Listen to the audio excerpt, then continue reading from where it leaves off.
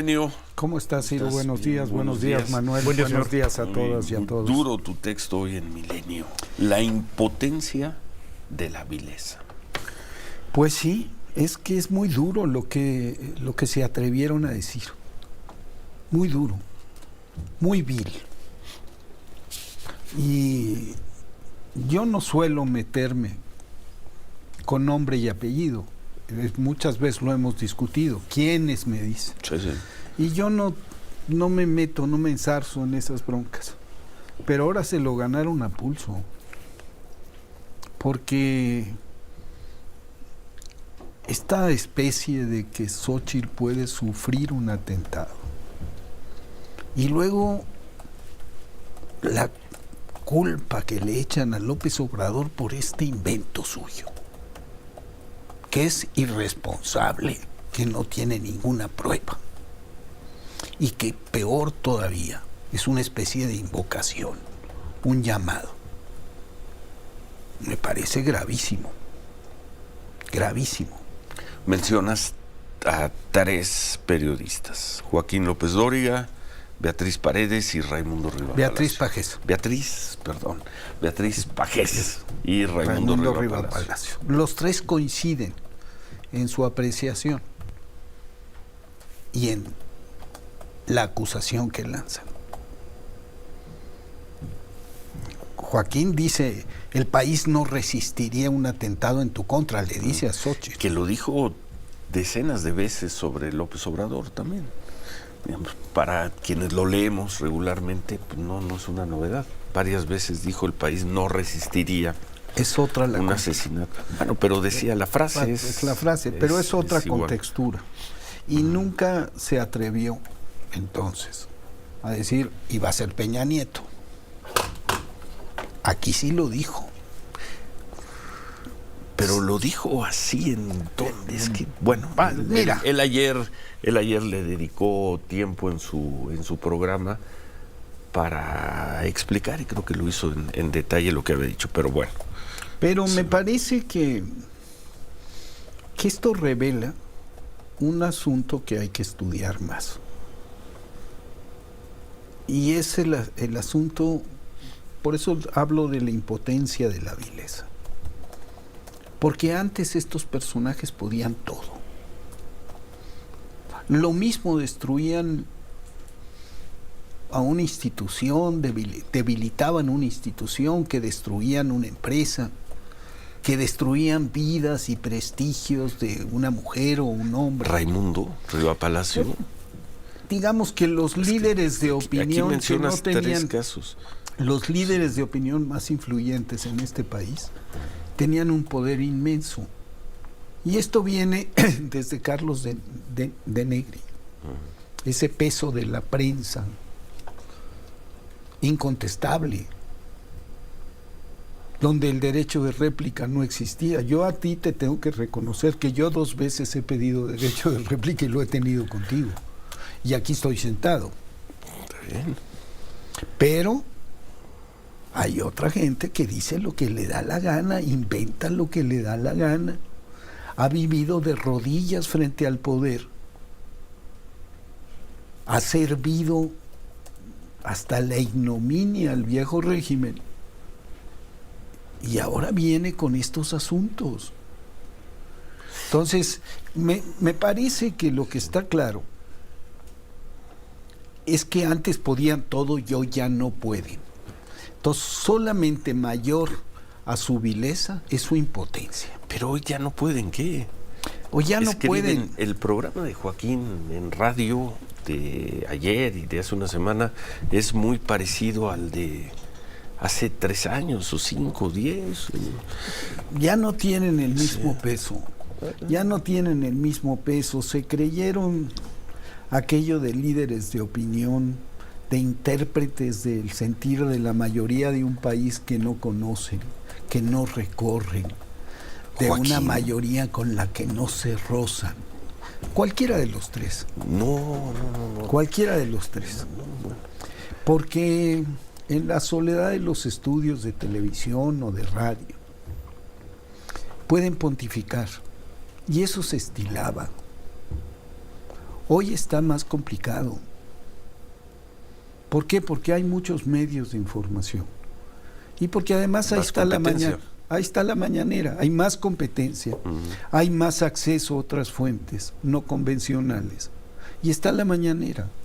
¿La mañanera qué función juega en esto? La mañanera juega una función de la que hemos hablado, una disputa por la audiencia, que ya no es audiencia cautiva. Ese concepto de audiencia cautiva que tanto le gustaba a los mercadólogos y que a mi juicio era un denuesto, se ha perdido. La audiencia es cada vez más consciente, toma decisiones cada vez más claras, tiene de dónde elegir. En la televisión tiene el control, y tiene los streamers, y tiene el cable. En la radio tiene un mundo de opciones. Y desde el volante de tu coche. Hoy también tiene estación. Muchos otros medios de información en YouTube, en las redes, en donde tú quieras. Pero además... Y qué bueno, ¿no? Perfecto. Qué bueno. La otra cosa, esa vieja compostura, hipócrita a mi juicio, del poder frente a los medios también se ha roto. Porque yo sostengo que esa compostura, que era complicidad, también incubó el huevo de la serpiente. La prensa se volvió un lastre para el avance de la democracia en México, en la medida en que reproducía la ideología dominante en el sistema, más que otra cosa, más que convertirse en un servicio público. Era el sistema de aseguramiento de la pervivencia de la ideología del sistema. Hoy habla Riva Palacio del statu quo. En su columna, en el Financiero. Sí, el statu quo, ellos eran parte del statu quo. Nadie tan claramente definido como parte del statu quo que esta prensa corporativizada con el Estado, que lo sirvió.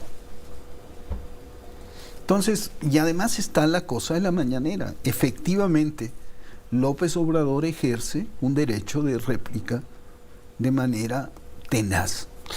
Y según mi opinión, y puedo estar equivocado, desproporcionada.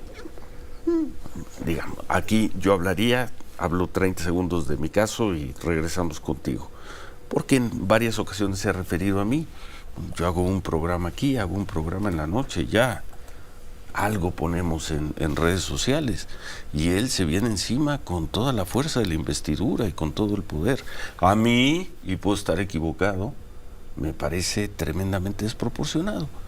Además el tiempo que le dedica al tema.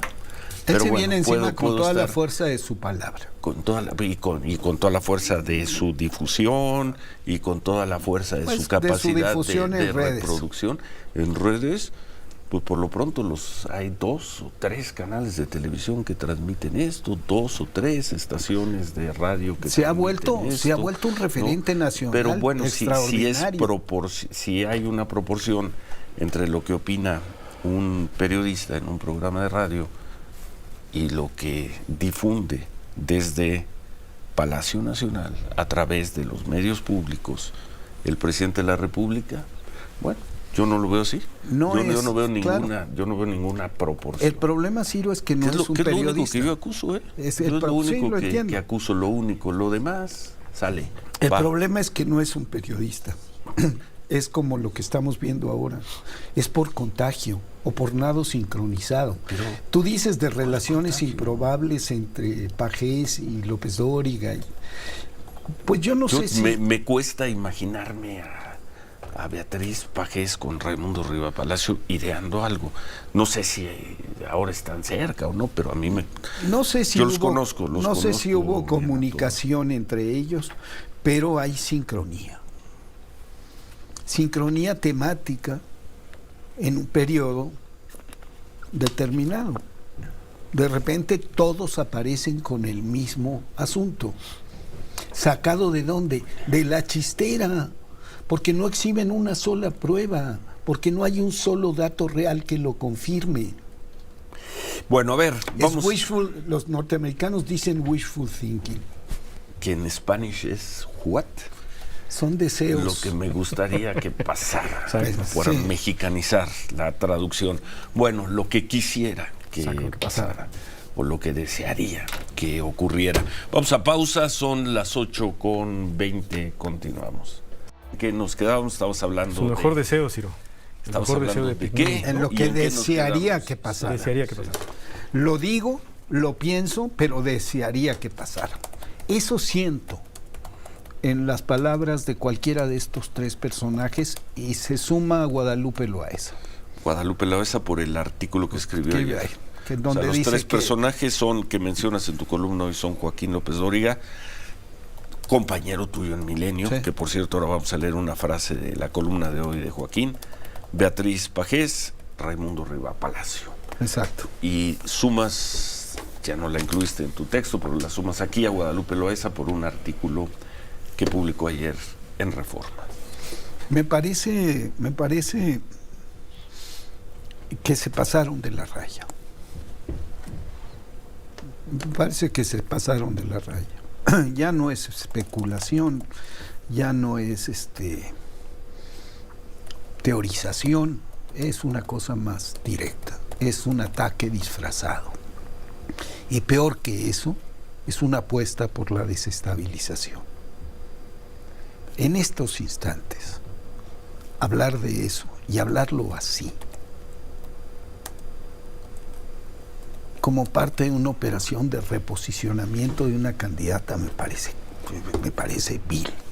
Hoy Raimundo Riva Palacio en su columna del Financiero recuerda lo que nos dijo ayer, porque ayer después de la mención del presidente López Obrador hablamos con Raimundo y refirió una columna parecida que publicó en diciembre de 1993. El clima político enrarecido es peligroso.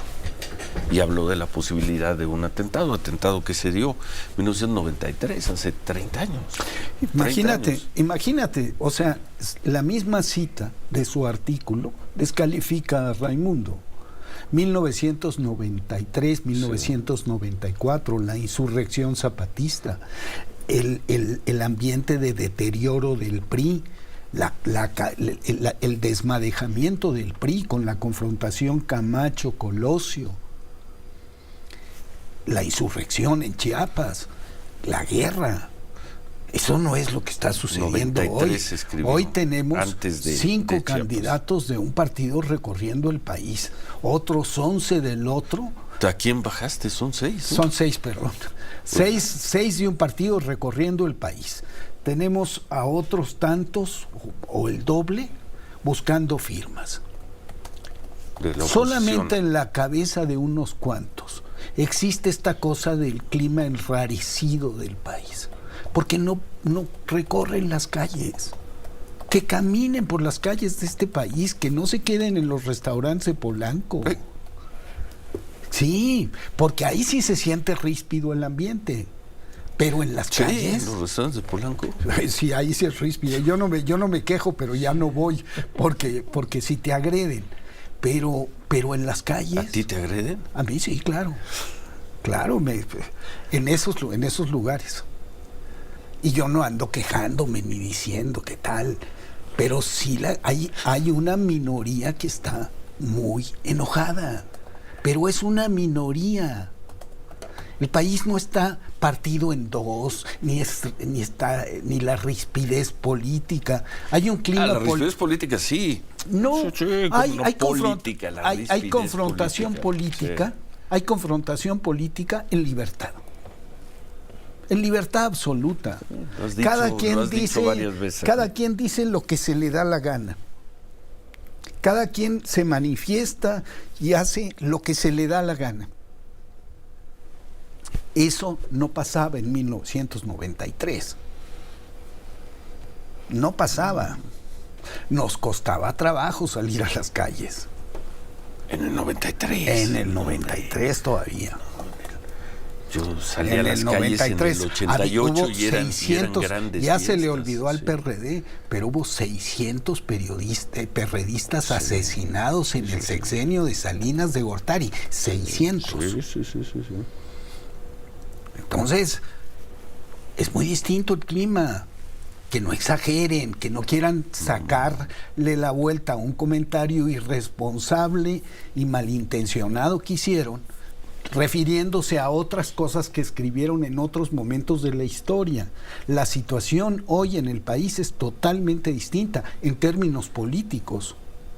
Hay libertad y hay paz en términos políticos. Hay rispidez en un grupo pequeño, en una minoría, que son muchos, son 25, 30 millones. Esos son muchos y hacen mucho ruido. A ver, 25, 30 millones. Sí, de opositores, de gente que está con la oposición. Son muchos. Pero de ahí a hablar que el país está polarizado y que el clima es peligroso, no es cierto. Ojalá aciertes. Y Xóchitl Gálvez anda para arriba y para abajo, como anda para arriba, para abajo Claudia Sheinbaum, bueno, más. O sea, los candidatos, los aspirantes de Morena llevan un mes, llevan 6 semanas recorriendo el país sin seguridad. Ya, como sin seguridad, que no has visto las crónicas. Qué bueno, tienen seguridad, tienen dispositivos. Bueno, al menos Adán Augusto López, Claudia Sheinbaum y Marcelo Ebrard. No sé Gerardo Fernández Noroña, no sé Ricardo Monreal, pero al menos ellos 3. Sí, y qué bueno. Pues sí, pero no se ve un despliegue de seguridad ominoso como se veía antes. Como el presidente se mueve con bastante soltura en el país. Entonces, tenemos que diferenciar las cosas y asumir la responsabilidad de lo que escribimos y de lo que decimos. Y a mi juicio se pasaron los 3. Y se pasaron y es intolerable. Y no decir que se pasaron sería una omisión imperdonable. Y eso escribes hoy en Milenio a 8 páginas de distancia de Joaquín López Dóriga. Saludos a Joaquín. Y Joaquín termina hoy su columna diciendo: y yo, presidente, lo responsabilizo de lo que me pueda suceder, porque al discurso violento siguen los hechos violentos. Es la opinión de Joaquín y bueno, es lo que publica hoy. Me parece igual de desmecatado que todo lo que ha dicho, y me parece expresión de una... El recurso fácil de desmecatado. El recurso fácil de la impotencia es victimizarse. ¿Pero cuál impotencia de Joaquín? Impotencia porque ya no es lo mismo, porque la efectividad de su discurso. Ha perdido efectividad su discurso y ha perdido control hegemónico. ¿Cómo mides eso? Pues antes sus números siguen siendo muy buenos. Tengo entendido que le va muy bien en las redes sociales. Tengo entendido. Ya no sale en la televisión en la noche por eso desde mediados del gobierno Enrique Peña Nieto. ¿En qué se ha debilitado Joaquín? Ya no es el formador de opinión. Hay mucha gente que... El criterio propio de la gente, las audiencias ya no son cautivas. La gente toma... Sí lo fueron. No, sí lo fueron. Bueno, yo nunca las Sí lo fueron primero porque antes había de 2 sopas. Ahora hay muchas sopas. Sí lo fueron, Ciro. Bueno, sí lo fueron porque no nos tocaba.